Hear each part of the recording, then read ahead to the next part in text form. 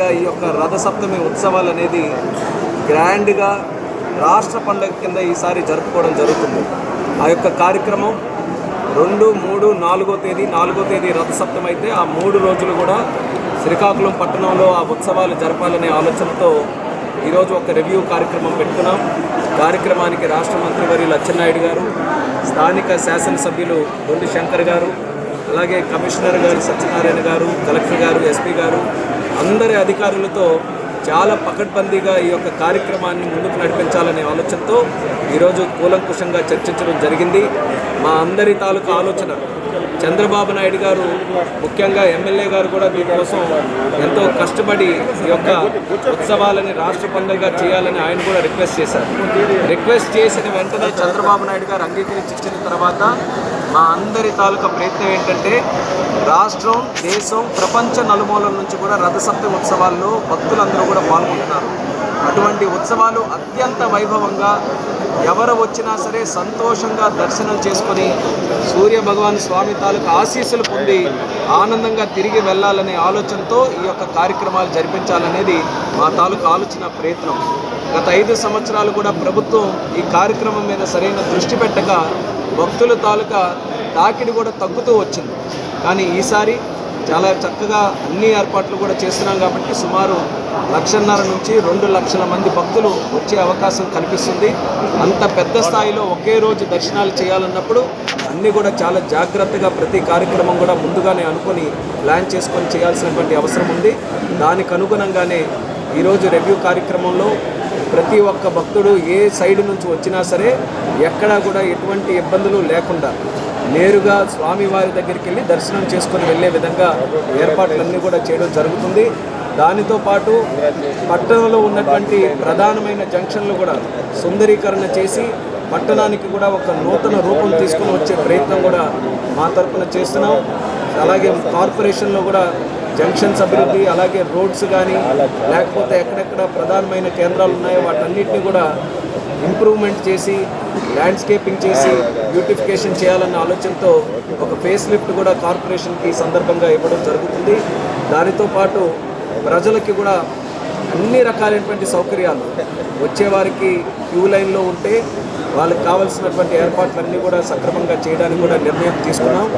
ఎక్కడా కూడా ఎటువంటి ఇబ్బందులు లేకుండా అన్నీ కూడా ముందుగానే ప్లాన్ చేసుకుని కూడా చేస్తున్నాం.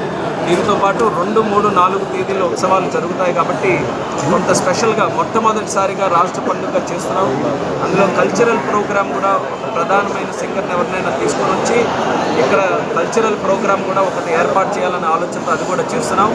అలాగే సివిల్ ఏవియేషన్ మినిస్టర్గా ఒక హెలికాప్టర్ కూడా ఇక్కడ ఉన్నటువంటి భక్తులందరికీ కూడా ఒక ఆకర్షణగా ఒక 3 రోజులు ఒక హెలికాప్టర్ రైడ్, ఒక కార్యక్రమం కూడా ఇక్కడ పెట్టాలని ఒక నిర్ణయం కూడా తీసుకున్నాం. దానికి కూడా ముందుకు నడుస్తున్నాం.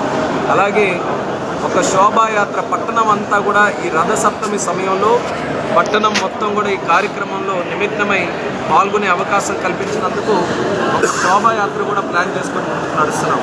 ఒక పక్కన మన సంస్కృతి, సాంప్రదాయాలు, మన చరిత్ర, అలాగే సూర్య దేవాలయం తాలూకా ప్రసిద్ధి వాటన్నింటినీ కూడా ప్రజలకి, భక్తులకి అందరికీ తెలియజేసే విధంగా 3 రోజుల తాలూకా కార్యక్రమాలు, అది కల్చరల్ ప్రోగ్రామ్ అయినా, శోభాయాత్ర అయినా, దర్శనాలైనా అన్నింటినీ కూడా చాలా పద్ధతిగా సాంప్రదాయాల్ని గౌరవించుకుంటూ అన్ని కార్యక్రమాలు కూడా ముందుకు చేస్తున్నాం.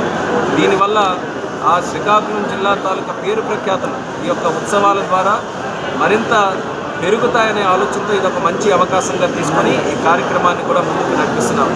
అయితే ఒక పక్కన దగ్గరలోనే రథసప్తమి వస్తుంది కాబట్టి ప్రధానమైనటువంటి దృష్టి రథసప్తమి కార్యక్రమాల మీద పెట్టినప్పటికీ కూడా మా ప్లాన్ అంతా కూడా అరసవల్లి తాలూకా దేవాలయం ఈరోజు ఒక తిరుపతి కానీ, లేకపోతే వారణాసి కానీ, అయోధ్య కానీ, పూరి పుణ్యక్షేత్రం కానీ వీటన్నిటిలో ఒక కాంప్లెక్స్ కింద ఏ రకంగా డెవలప్ చేశారో అదే రకంగా అరసవల్లి సూర్య దేవాలయం కూడా ఒక చక్కనైన కాంప్లెక్స్ కింద డెవలప్ చేయాలనే ఆలోచనతో దానికి కూడా ఒక మాస్టర్ ప్లాన్ సిద్ధం చేసుకొని దాని వైపు అడుగులు వేస్తున్నాం.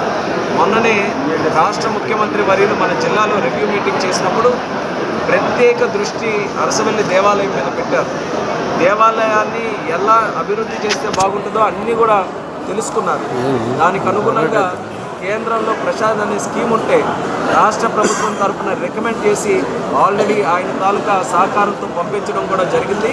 ప్రసాద్ స్కీమ్ కింద కానీ మనం ఇక్కడ నిధులు తీసుకొని రాగలిగితే బ్రహ్మాండంగా అరసవల్లి దేవాలయం అనేది భవిష్యత్తులో ఇంకా బ్రహ్మాండంగా అభివృద్ధి చేయొచ్చు. అది లాంగ్ టర్మ్ ప్లాన్లో మాస్టర్ ప్లాన్ కింద దాని మీద కూడా దృష్టి పెడుతున్నాం. ఖచ్చితంగా రానున్న రోజుల్లో మేము గత 10 సంవత్సరాలుగా చూస్తున్నాం, చాలామంది భక్తుల తాలూకా తాకిడి ఎక్కువగా పెరుగుతుంది. కేవలం ఉత్సవాల సమయంలోనే కాకుండా సామాన్య రోజులు కూడా చాలామంది దూర ప్రాంతాల నుంచి, వివిధ రాష్ట్రాల నుంచి, వివిధ దేశాల నుంచి కూడా ఇక్కడికి రావడం జరుగుతుంది. వాళ్ళని దృష్టిలో పెట్టుకొని అరసవల్లి దేవాలయం అనేది అన్ని రకాలుగా కూడా అభివృద్ధి చేయాలనే ఆలోచనతో రాష్ట్ర ప్రభుత్వం, కేంద్ర ప్రభుత్వం 2 ప్రభుత్వాల తాలూకా సహకారం తీసుకొని లాంగ్ టర్మ్ ప్లానింగ్తో డెవలప్ చేస్తాం. అందులో ప్రధాన భాగంగా ఉత్సవాల తాలూకా కార్యక్రమాన్ని విజయవంతం చేయాలని ఈరోజు అందరం కూడా ఒక టీమ్ ఎఫర్ట్తో ఈ యొక్క కార్యక్రమాన్ని ముందుకు నడిపించడం జరుగుతుంది. భక్తులకు కూడా మేము కోరుకునేది, అందరూ కూడా ఈ జరుగుతున్నటువంటి కార్యక్రమాల్లో పార్టిసిపేట్ చేయండి, అందరూ కూడా పాల్గొనండి, అలాగే సహకరించండి.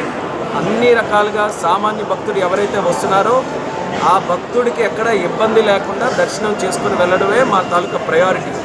సామాన్యమైన వ్యక్తి ఫ్రీగా టికెట్ లేకుండా ఫ్రీ టికెట్ తీసుకొని ఎవరైతే వస్తున్నారో వాళ్ళకి ఎక్కువ ప్రయారిటీ ఇచ్చి వాళ్ళకి నీట్గా దర్శనం చేసుకొని వెళ్ళే విధంగా ఏర్పాట్లన్నీ కూడా చేస్తున్నాం. ఆ సూర్యభగవాన్ స్వామి తాలూకా ఆశీస్సులతో ఈ యొక్క ఉత్సవాలు వైభవంగా విజయవంతంగా జరగాలని ఈ సందర్భంలో కోరుకుంటూ సెలవు తీసుకుంటున్నాను.